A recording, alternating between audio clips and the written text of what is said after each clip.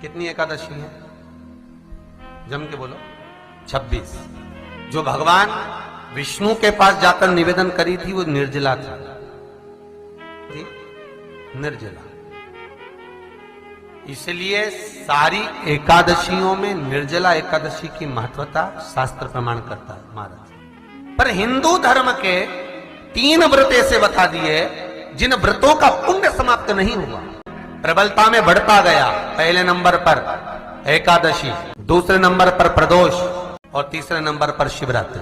अब निर्जला के दिन शिव महापुराण की कथा कहती है, स्कंद पुराण कहती है कि आप वर्ष भर की एकादशी का क्रम भले ना करें, पर निर्जला एकादशी के दिन जो तुलसी हम ठाकुर जी को समर्पित करते हैं, वो तुलसी, ध्यान देना, वो तुलसी अगर मान लो आपके पास में रखी है, निर्जला एकादशी के दिन भगवान ठाकुर जी को, शालिग्राम जी को, लड्डू गोपाल जी को आपके घर में, आपके मंदिर में जो आपने भगवान को तुलसी समर्पित करी है, वो तुलसी मान लो तुम्हारे पास रखी है और कोई व्यक्ति को बहुत बहुत ज्यादा कष्ट है शरीर में, बहुत बहुत कष्ट है, थोड़ी सी वो तुलसी चढ़ी हुई ठाकुर के चरणारविंद की, आप उस जीव को दो तो सही, आधा घंटा इंतजार करो, स्वास्थ्य में अंतर आना प्रारंभ हो जाता है उस निर्जला का।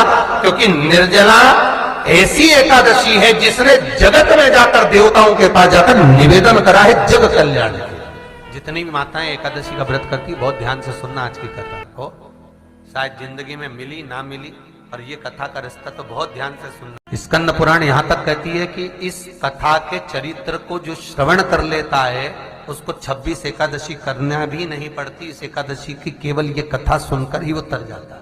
बहुत ध्यान से सुनना इसको, कथा को। एकादशी के दिन जब आप जल शंकर को चढ़ाने तो रोज ही जाते हैं। जब एकादशी का दिन रहे और शंकर जी के मंदिर में आप जल समर्पित करें तो 3 बार मुख से स्वधा स्वधा स्वधा या स्वधा स्तोत्र का पाठ, जिसमें 12 श्लोक। पैसा तो आ रहा है पर घर में टिक नहीं रहा, डॉक्टर में, पुलिस में, एक्सीडेंट आदि में, कहीं गलत जगह पर, व्यसन में अगर पैसा जा रहा है, जुए में, मांसाहार, मदिरा पान, या कहीं आया पैसा, पैसा आने में कमी नहीं, आ रहा है पर टिक नहीं रहा, रुक नहीं रहा। कोई मांगने आ गया, दे दिया, फिर वहां से अपने पास नहीं आ रहा, अपन कह रहे हैं भैया हमारा पैसा लौटा दो, नहीं आ रहा। तो महाराज शिव महापुराण की कथा कहती है एकादशी के दिन गंगा के जल में मात्र 7 बेलपत्री डालकर जो नंदीश्वर भगवान, अर्थात जो शंकर जी के शिवलिंग के सामने नंदी होता है, उस नंदी के चरण पर गंगा का जल चढ़ाकर बेलपत्री शिव पर समर्पित कर देता है, उसके घर में रुपया रुकना चालू हो जाता है, फिर वो गलत जगह पर नहीं जाता, गलत स्थान पर वो धन जाएगा ही नहीं। एकादशी ने भगवान विष्णु से कहा, नाथ प्रभु वर दे दो, मृत्यु लोक में जो मनुष्य मेरा व्रत करेगा, चाहे जलचर, थलचर, वायुचर या सांसारिक मनुष्य, मेरा अगर एकादशी का व्रत करेगा, प्रभु उसके यहाँ धन धान्य वैभव सुख संपदा बढ़ेगी और उस जीवात्मा को नरक नहीं भोगना पड़ेगा, सीधे वैकुंठ का उसको वास मिलेगा। जब जीव आत्मा को लेकर चला जाएगा, यम के दूत जब बंदी बनाकर ले जा रहे होंगे उस जीवात्मा को, जिसके प्राण छूटे होंगे, यम के दूत जब बंदी बनाकर ले जा रहे होंगे, तब मुझे वर दो कि मैं इसका हाथ पकड़कर बेतन्नी से पार उतार कर सारे नरकों से निकालती हुई आपके धाम में लेकर आऊं।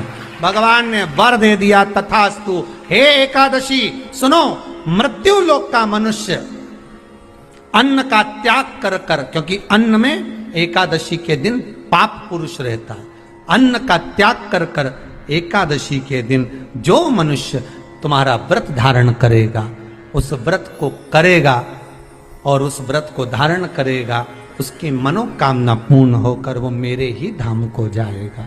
ये तो हुआ एकादशी के जन्म की कथा। गंगा के जल में तुलसी के 11 पत्ते डाले जाते हैं। और उसको किसी भी नारायण के मंदिर में राम कृष्ण शिव शंकर नहीं, राम कृष्ण भगवान विष्णु दत्त आदि जितने नारायण के मंदिर हैं, उस मंदिर में किसी भी पात्र में, एक छोटे से पात्र में उसको भरकर रखी आते हैं महाराज। उससे भी जॉब सर्विस नौकरी में सफलता प्राप्त हो जाती है, परंतु वो भी एकादशी को ही होता है। कुछ देर तक पात्र को रखा जाता है, फिर वही पात्र का जल किसी भी वृक्ष के नीचे डाल दिया जाता है, उससे भी नौकरी के लिए फायदा मिलता है। गंगा का जल कोई साधारण नहीं।